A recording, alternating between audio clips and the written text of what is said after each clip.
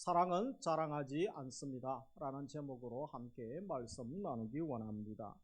사랑의 덕목들을 보면 한결같이 이 시대를 살아가고 있는 시대의 정신, 시대의 조류라고 할까요? 그것과는 철저하게 14가지 덕목들이 반대되는 그런 모습을 봅니다. 그래서 그리스도인들이 세상에서 신앙생활하기가 얼마나 어렵고 많은 저항을 경험하게 되는지 모릅니다. 정보화 시대에 빠름을 중시하는 시대의 첫 번째 덕목이 무엇입니까? 참으라는 거죠. 오래 참으라, 반대를 이야기합니다. 그리고 자기의 유익을 추구하는 시대죠. 참된 친절을 베풀라, 그래서 친절하라, 온유하라고 말씀을 하셨습니다. 그러면서 생존 경쟁 시대를 살고 있는 이 시대에 경쟁하지 말라, 시기하지 말라라고 말씀을 했습니다. 오늘은 네 번째로 자랑하지 말라라고 말씀을 하고 있죠. 그래서 사랑은 자랑하지 아니하며, 이 자랑하다라는 말의 사전적 의미는 허풍을 떠는 그런 의미가 있죠. 그리고 염치 없이 건방지게 행동하고 과시하다, 이런 뜻이 있습니다. 요즘 시대가 자기 PR 시대죠. 괜찮고 또 성격이나 인품이나 실력도 괜찮습니다. 그러나 자기가 드러내지 않으면 남들이 알아주지 않습니다. 내가 일부러 드러내야 되고 이런 일 했습니다. 내가 괜찮은 사람입니다. 자기를 잘 포장해서 이렇게 알리는 걸 또 더 좋아하는 그런 시대가 되었습니다. 물론 우리가 또 알아주지 않으면 섭섭한 마음이 들기도 하죠. 저 사람이 나를 무시하는가, 또 손해보는 그런 또 시대를 맞이하는 것도 있습니다. 우리가 이 자랑하는 것과 또 자기를 소개하고 알리는 것의 차이가 있죠. 필요에 의해서 자기를 소개하고 알릴 때가 있습니다. 그러나 이 자랑한다라는 의미는 좀 다른 의미가 되겠습니다. 자랑하는 것은 실제 내용을 과장되게 말하여 자기 위상을 높게 하려고 하는 것을 말하는 것이죠. 그래서 이 시대에 조용히 그냥 있으면 아무도 알아주지 않는 시대를 맞이합니다. 하나님은 다 알고 계시지만 하나님이 알아주신다고 당장 나에게 득이 되는가, 이런 생각을 사람들이 가질 수 있다는 거죠. 그래서 눈에 보이는 권세자들, 권위자들, 또 주위에 계신 분들이 인정하고 칭찬하고 뭔가 또 보상을 해 주었으면, 이런 마음들이 죄인들에게 있는 것입니다. 오히려 자기를 드러내고 적절하게 자랑하는 사람들을 더 좋아하고 선호하는 시대로 바뀌어지고 있는 것이죠. 예를 들면 가을 되면 이제 또 취업 시즌이죠. 물론 1년 내내 또 구직을 구인을 합니다만, 대학가에 가면 요즘 뭘 많이 씁니까? 우리 학생들 또 젊은이들 이력서를 쓰고 또 면접 볼 준비를 하죠. 그래서 이력서 잘 쓰는 법, 또 자기소개서 잘 쓰는 법, 그리고 각종 면접 특강, 그죠? 요즘에 면접 보려면 화장도 해야 되고, 그리고 또 옷맵시도 다 좀 배우고, 여러 가지 아주 세세한 부분까지 다 배우고 준비한다고 합니다. 얼마나 외모를, 첫인상이 90%를 좌우한다고 하죠. 이 외모 또 필요한 부분들을 준비하는지 모릅니다. 내가 많은 것을 준비하고 능력이 있고 실력이 있습니다. 그러나 또 자기를 적극적으로 알릴 때에 또 효과가 있다, 이렇게 생각하는 시대가 된 것이죠. 그래서 사회 분위기가 적극적으로 자기를 드러내고 자랑하려고 하는 그런 시대를 맞이하고 있습니다. 그런데 오늘 읽었던 말씀에는 사랑은 자랑하지 아니하며 라고 말씀하죠. 이것은 자랑하지 않는 것이 사랑이고 결국 또 자랑하지 말라라고 말씀합니다. 그런데 우리 시대를 보면 과연 우리가 자랑하지 않고 어떻게 살아갈 수 있습니까? 잘난 맛에, 자랑하는 맛에 살아야죠. 이런 사람들도 있지 않습니까? 상품 광고만 해도 그렇죠. 아무리 특허품이고 또 제품의 내용이나 질이 아주 좋습니다. 그러나 그것보다 사람들은 무엇을 보죠? 얼마나 광고를 많이 하는가, 홍보를 많이 하는가, 그리고 또 포장을 멋지게 했는가. 그것에 따라 또 제품 판매가 달라지고 회사 수익이 달라지고 명절 보너스가 달라질 수 있다는 것입니다.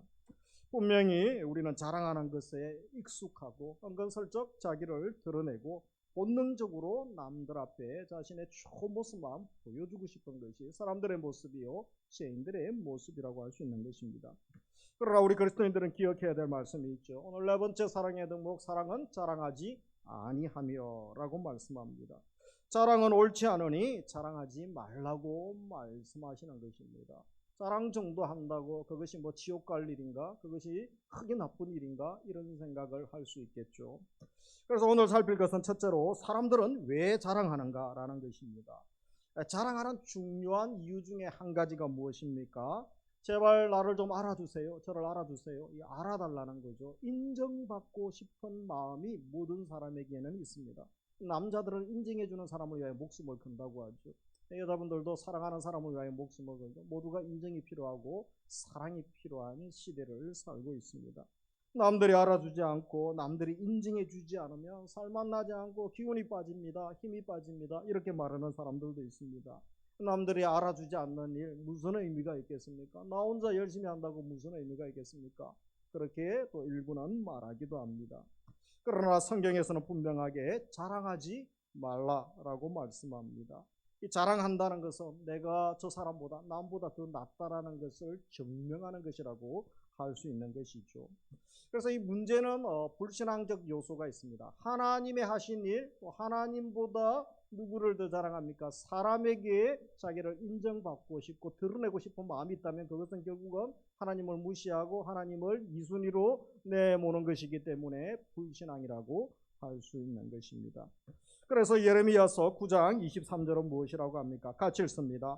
여호와께서 이와 같이 말씀하시되 지혜로운 자는 그의 지혜를 자랑하지 말라. 용사는 그의 용맹을 자랑하지 말라. 부자는 그의 부함을 자랑하지 말라. 그래서 자랑은 내가 가진 지혜, 능력, 부함, 능력, 성공 뭐 이런 것 때문에 결국은 하나님의 은혜를 잊어버리는 거다. 하나님을 무시하고 하나님을 은혜를 잊어버리고 결국은 다 내가 했습니다. 내가 잘났습니다. 나의 업적입니다.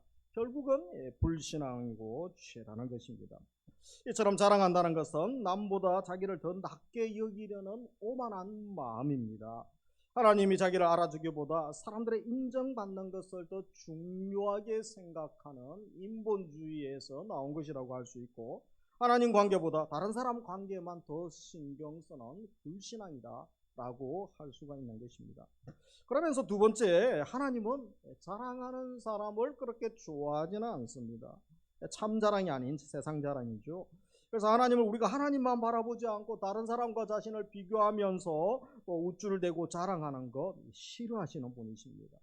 하나님은 우리 모두가 서로 사랑하고 섬기고 격려하고 세워주고 아름다운 사랑의 공동체, 믿음의 공동체를 이루기를 원하시죠. 그렇기 때문에 이 사랑과 반대되는 개념인 이 자기 자랑은 싫어하시는 것이죠. 시편 12편 3절에 보면 여호와께서 모든 아첨하는 입술과 자랑하는 혀를 끊으시리니, 얼마나 무서운 말입니까? 좀 아첨 좀 했다고 자랑했다고 혀를 끊어버리시겠다고, 얼마나 무서운 말씀인지 모릅니다. 그만큼 자랑하는 것을 싫어하시고 역겨워하신다는 것이죠. 스바냐 3장 11절 그날에 내가 내게 범죄한 모든 행위로 말미암아 수치를 당하지 아니할 것은 그때 내가 내 가운데서 교만하여 자랑하는 자들을 제거하여 내가 나의 성산에서 다시는 교만하지 않게 할 것입니다. 그래서 교만하여 자랑하는 자들을 제거하겠다. 선택된 이스라엘 백성이라도 교만하고 또 자랑하는 자들 심판함으로 멸망시키겠다라고 말씀하시는 것이죠. 야고보서 4장 16절 이제 너희가 허탄한 자랑을 자랑하니 그러한 자랑은 다 악한 것이라. 이전에 야고보서 강의할 때 말씀을 다루었죠. 이런 것들 다 악한 것이다. 그래서 우리가 말씀을 정리해 보면 이 자랑은 단순한 덕스럽지 못한 행동, 별로 덕이 되지 아니한다, 좀 교만하네, 경망스럽네, 이 정도로 생각하는 것이 아니라는 것입니다. 성경은 자랑하는 사람들, 하나님이 가장 역겨워하는 사람이요 가장 싫어하는 악한 죄를 짓는 것이다. 그래서 건방지게 또 생각하는 이 지약으로 간주하고 있는 것입니다. 만일 우리가 스스로 자랑하기를 즐거워한다면 하나님 앞에서 악한 자가 되는 것이고 하나님을 두려워하지 않는 자가 되는 것입니다. 그래서 세 번째, 은혜 받은 그리스도, 은혜를 아는 그리스도인들은 결코 자기를 자랑하기를, 드러내기를 기뻐하지 않는 것입니다.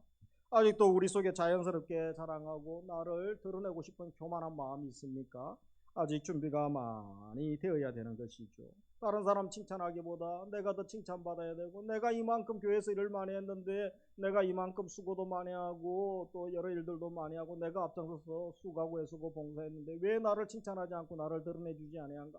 직장에서, 집안에서도 마찬가지죠. 이번 추석 명절에 가면 그저 꼭 설거지하고 뭐 여러 가지 또 준비하는 것은 일부만 하지 않습니까? 나머지는 그냥 잔소리만 하고 그냥 나중에 또 와서 뒤늦게 사정이 있어 늦게 와서 이러면서, 그래서 이 며느리들이 마음이 상하고 또 가족들 중에 일부가 마음이 상하고 제일 사건 사고가 많이 나는 때가 명절입니다. 명절 전후에 돈 때문에, 인간관계 때문에 싸우고, 얼마나 안타깝습니까? 그래서 우리가 예수 믿는 사람은 이 자기 자랑과는 거리가 있음을 알아야 됩니다. 내가 예수를 믿어 구원받았다, 이 말 속에는 내가 자랑할 것이 아무것도 없습니다, 이런 의미가 포함되어져 있는 것입니다. 왜냐하면 우리가 받은 구원 결코 나의 의로운 행위나 공로로 내가 잘나서 선한 일을 많이 해서 구원받은 것이 아니기 때문에 그런 것이죠. 전적인 하나님의 은혜의 선물입니다. 그래서 바울은 에베소서 2장 1절에 보면 그는 허물과 죄로 죽었던 너희를 살리셨도다. 우리에게는 오직 죄인에게는 사망만 선포된 거죠. 죽음이 선포된 아무런 소망이 없는 유황불, 지옥불만 있는 우리들에게 예수님이 살려주신 것이죠. 예수님 때문에, 전적인 하나님의 사랑과 은혜 때문에 우리가 살아난 것이죠.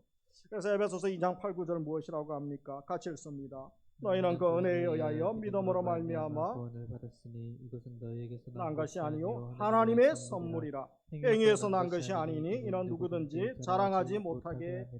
그래서 이 구원은 두 가지죠. 구원을 내가 얻으면 노력이죠. 나의 노력과 관계가 없는 거죠. 선물로 받는 거죠. 구원의 근거는 은혜죠. 하나님의 은혜. 구원의 조건은 믿음으로 말미암아 구원을 받는 것입니다. 그래서 하나님의 선물인 이유가 있죠. 내 행위로 말미암은 것이 아니고 자랑하지 못하게 하려 함이라 라고 말씀하는 것입니다.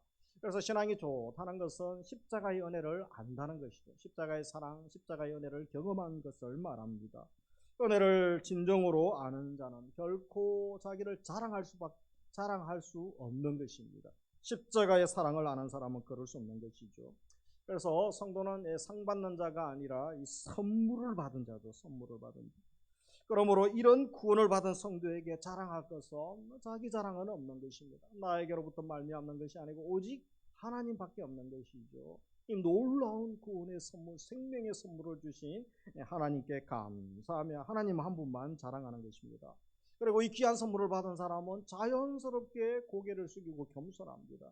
이제 곧 추수하지 않습니까? 벌써 햅쌀이 나왔습니다. 여러분, 익은 고식들은 머리를 숙이지 않습니까? 신앙이 성숙하고 기쁠수록 자기의 부족함을 더 깨닫고 겸손해지는 거죠. 자기를 부정하게 되는 것입니다.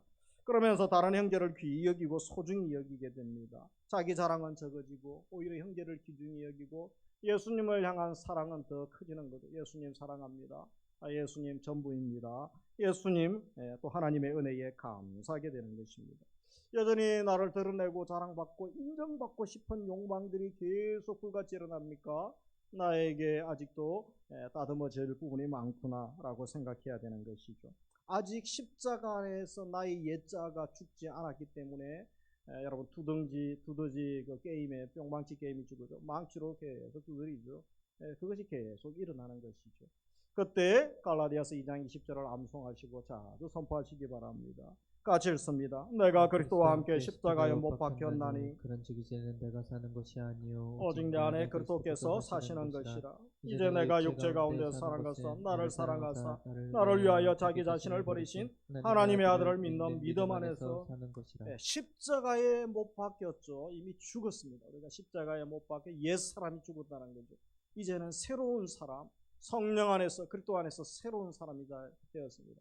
내 안에 그리스도께서 오셔서 부활하신 주님이 나를 통치하시고 다스리는, 그래서 더 이상 우리가 정욕대로 살 자가 아니요 옛 사람의 또 옛 성품의 지배를 받으며 육신의 소욕의 지배를 받으며 살 자가 아님을 분명히 말씀하는 것입니다.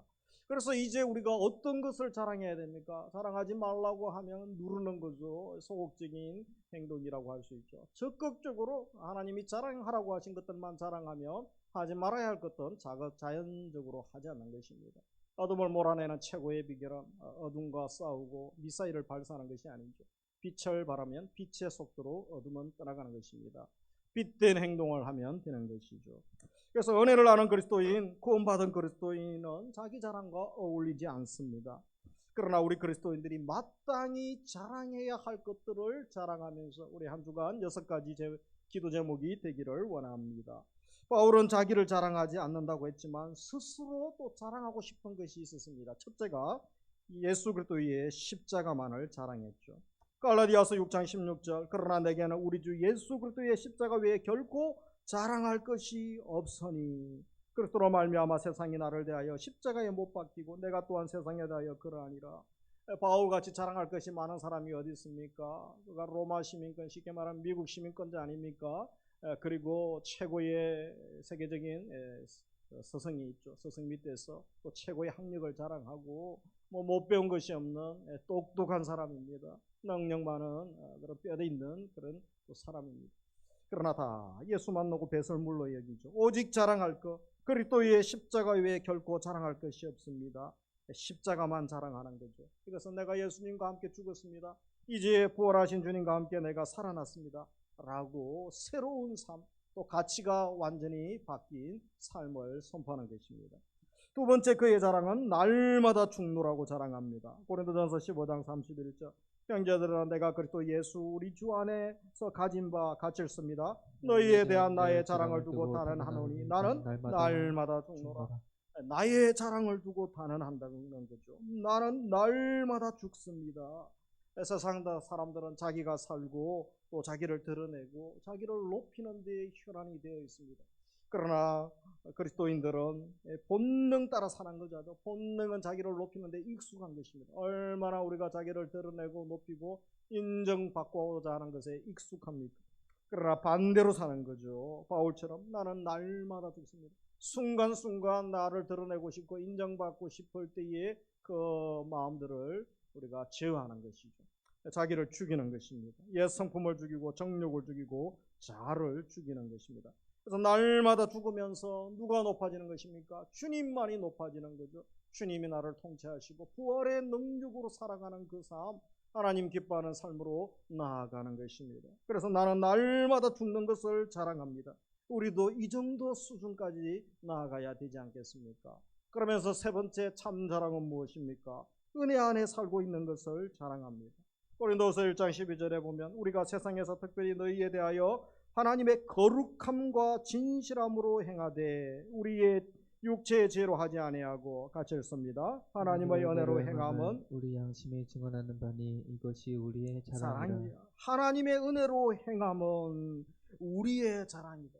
그죠? 그의 팀들에게 자랑한 거죠. 하나님의 은혜로 행하는 거죠. 하나님의 은혜 속에 믿음의 삶을 살고 있는 것, 그것이 얼마나 큰 자랑인지 모릅니다. 세상 사람들은 저건 내가 했습니다. 저거 제가 만든 것입니다. 어떤 분들은 제가 아프리카의 어떤 지역에 교회 개척교회 30개를 했습니다. 앞으로 50개 개척하는 게 목표입니다. 대단하지요. 물론 귀하고 참 감사해요. 그러나 조금 말만 좀 그저 그만한 말만 좀 버리면 더 좋을 텐데 자기 업적을 자랑하는 분들이 있을 수 있습니다. 그래서 우리가 늘 다 세상은 내가 했습니다. 나를 드러내기를 원합니다. 그런 시대 가운데 우리는 어떻게 해야 됩니까? 다 하나님의 은혜입니다. 하나님이 하셨습니다. 이 고백을 할 수 있기를 원합니다. 사실 우리 교회가 지금 장마철 이후에 또 교회에 누수가 있어서 교육관도 공사하고 얼마나 감사한지 모릅니다. 요즘 코로나 이후에 많이 어려운 상황에 쉽게 또 공사를 할 수 없죠. 인건비와 또 재료비가 얼마나 오른지 모릅니다. 그러나 한 분 한 분이 헌물을 하고 또 마음을 모으고 기도를 모으고 헌신하는 분들이 자원하여 자기 재능을 모으시고 또 우리 청년들, 우리 집사님 권사님들 틈틈이 오셔서 마음을 모으기 시작할 때에 정말 다음 세대를 위하여 우리가 교육관을 먼저 아름답게 만들 수 있는 거 얼마나 감사합니까? 한 사람이 하기는 너무 큰 부담이죠. 그러나 조금씩 사랑과 협력과 또 섬김으로 기쁨으로 봉사하기 시작할 때에 이렇게 아름답게 바뀌게 된 것입니다. 그래서 다 누가 하신 겁니까? 내가 한 것이 아니요. 다 누가 하셨습니까? 하나님이 하셨습니다. 따라하겠습니다. 다 하나님이 하셨습니다. 다 하나님의 은혜입니다. 그래서 이 자세가 성숙한 그리스도인의 모습입니다. 그래서 우리가 서로 감사합니다. 너무 멋집니다. 너무 수고하셨습니다. 서로 격려하고 축복하고 다 하나님이 하셨군요. 하나님의 은혜입니다. 이럴 때에 주의 나라가 임하고 치유가 임하고 회복이 임하고 부흥이 임하고 또 하나님께서 미래를 축복해 주시는 줄 믿으시기 바랍니다. 함께 하시고 기도해 주신 분들, 여러 부분으로 동참해 주신 분들 너무 감사하고요. 핏값으로 사신 주님의 교회를 세우는 거죠. 어제 제가 노예 꼬시고 또 임원이어서 고시를 하루 종일 치렀습니다.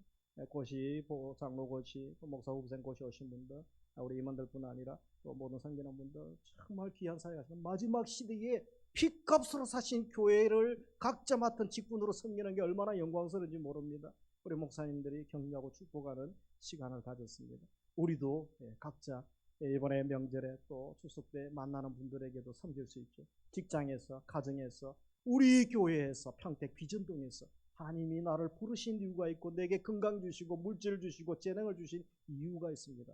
각자에게 또 부르심 따라 주신 것 따라 감사하며 사역할 때 복의 통로로 쓰임 받을 때에 하나님이 하셨습니다. 하나님의 은혜입니다. 그때에 부흥이 일어나고 놀라운 주님의 역사가 지금도 일어나는 줄 믿으시기 바랍니다. 그리고 네 번째 바울은 무엇을 자랑합니까? 약한 것이죠. 역설 아닙니까? 잘난 것, 강한 것, 그리고 단점은 절대 이야기하면 안 되죠. 원수가 공격하죠. 요즘 뭐 SNS나 TV에서 매스컴에서 가만히 두겠습니까? 그리스도인들의 약함을 자랑합니다. 고린도후서 12장 5절 나를 위하여는 약한 것들 외에 자랑하지 아니하리라. 고린도후서 11장 30절 내가 부덕불 자랑할진대 나의 약한 것을 자랑하리라. 그래서 말이 안 되는 표현이죠. 일방적으로 약한 것은 숨겨야 되고 감추어야 되죠. 하지만 자기의 약함을 자랑할 때 누가 드러납니까? 나 같은 살인에 공모하고 교회를 박해하고 그리스도인들을 얼마나 박해했습니까? 이런 몹쓸 인간, 세상에서는 쓸모없는 인간이고 악한 인간이죠, 바울이. 그런 나도 예수님이 나를 만나주시고 변화시켰습니다. 나도 하나님의 일을 할 수 있는 이 엄청난 은혜를 나에게 주었습니다. 포커스 같은 그리스도의 사랑, 십자가의 사랑과 은혜로 말미암아 나 같은 인간도 바뀌었습니다. 그렇다면 당신에게 소망이 있습니다. 당신도 하나님의 일을 기대하시고 하나님의 구원 역사를 기대하십시오. 이 소망을 던지기 위하여 자기의 약함을 자랑합니다. 치유가 된 분들은 오히려 자기의 과거의 아픔, 상처들을 자랑하고 간증하게 되죠.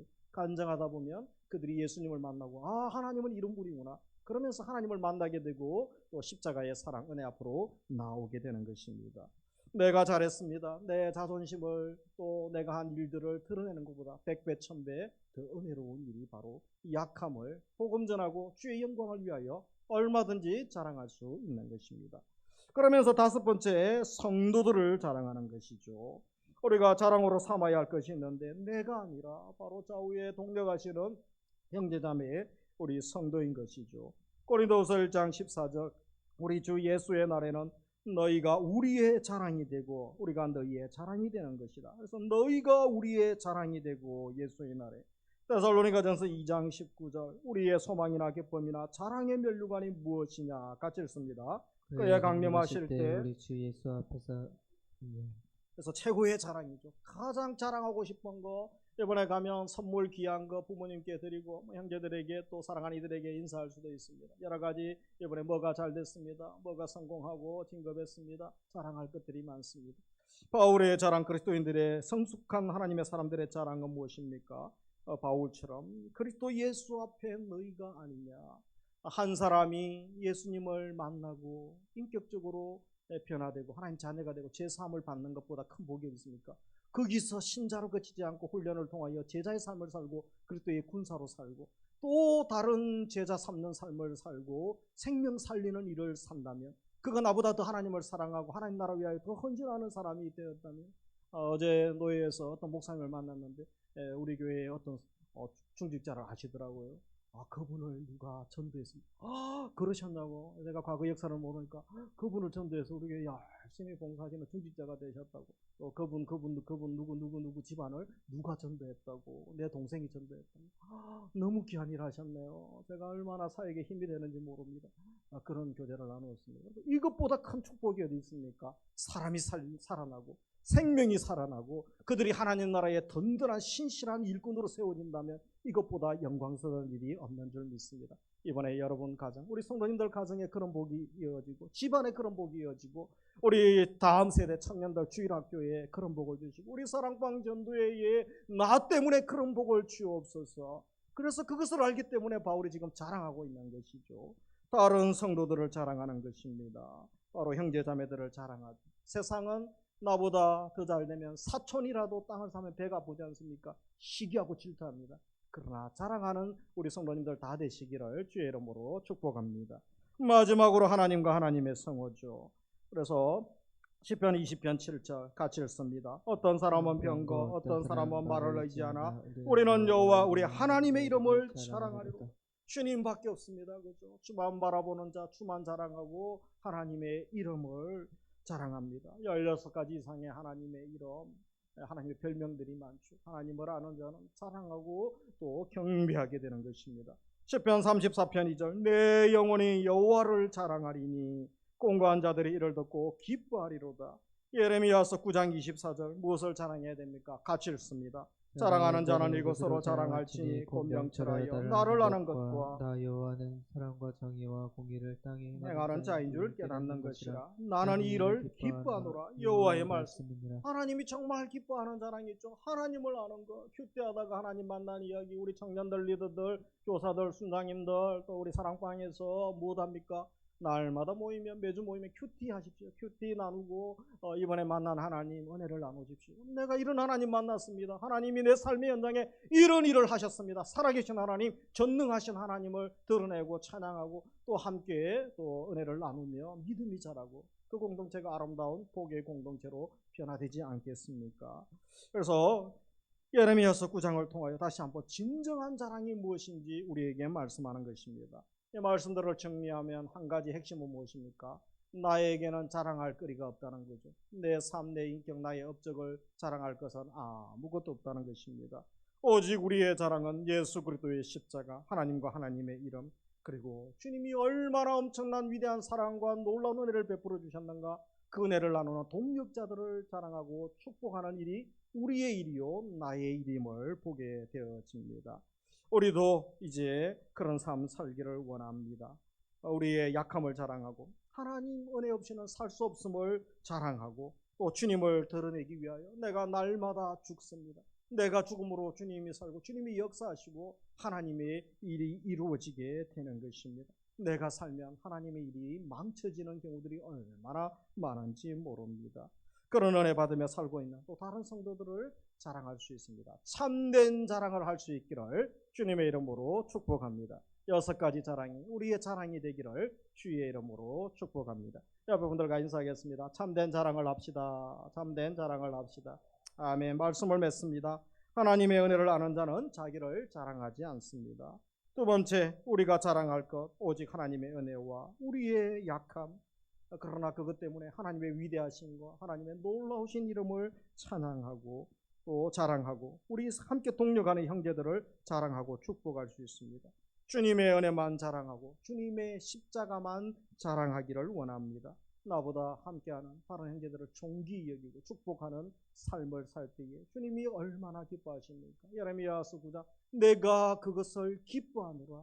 주님이 기뻐하시는 행하는 자녀들이 얼마나 주님께서 또 기뻐하시고 또 하나님 복을 부어주시겠습니까? 그래서 우리 교회, 우리 모든 소그룹들, 또 우리 가정, 우리 성도들의 삶의 현장은 자기 자랑하는 문화는 발붙이지 않도록 해야 됩니다. 이 어둠의 문화 아닙니까? 세상 문화죠. 오히려 칭찬과 격려, 사랑, 축복의 문화가 지배하도록 이것은 성령께서 하시는 것이죠. 사탄은 끊임없이 자기를 드러내고 인정받고 자랑받게 합니다. 그러나 성령은 다른 사람을 칭찬하게 하고 자기를 낮추게 합니다. 사탄은 자기의 업적을 드러내기를 원합니다. 성령은 하나님의 업적, 하나님의 말씀과 은혜만을 드러내기를 원합니다. 어떤 삶을 살아야 되겠습니까? 한 주간 성령의 지배를 받으시고 우리도 진정 사랑의 사람으로, 축복의 사람으로 진정 자랑해야 될 것을 자랑하며 우리 때문에 예수를 만나고 우리 때문에 십자가의 복음을 경험하고 또 명절에 만나는 분들에게 생명의 말씀을 전하고 한 번 더 기도하고 축복해서 복음 들을 기회가 많지 않습니다. 하루에 여러분 900명 정도가 돌아가십니다. 그래서 1년에 30만 명이 돌아가시는 거죠, 우리나라에도. 출산보다 이제는 여러분 사망자가 훨씬 많으시지 않습니까? 잠깐 복음을 전할 수 있습니다. 잠깐. 저는 매주 제가 아는 분들, 또 사역했던 분들 장례 소식을 거의 접합니다. 그래서 잠깐 우리에게 생명 주셨을 때 사랑하고 축복하라면 일만 하시고 기회가 될 때 한 번 더 복음 전하는 삶을 또 진정한 그리스도를 드러내고 자랑하는 삶 사시기를 주님의 이름으로 축복합니다. 우리 서로 인사하겠습니다. 주님의 은혜만을 자랑합시다. 십자가만 자랑합시다. 우리 함께 찬양하겠습니다.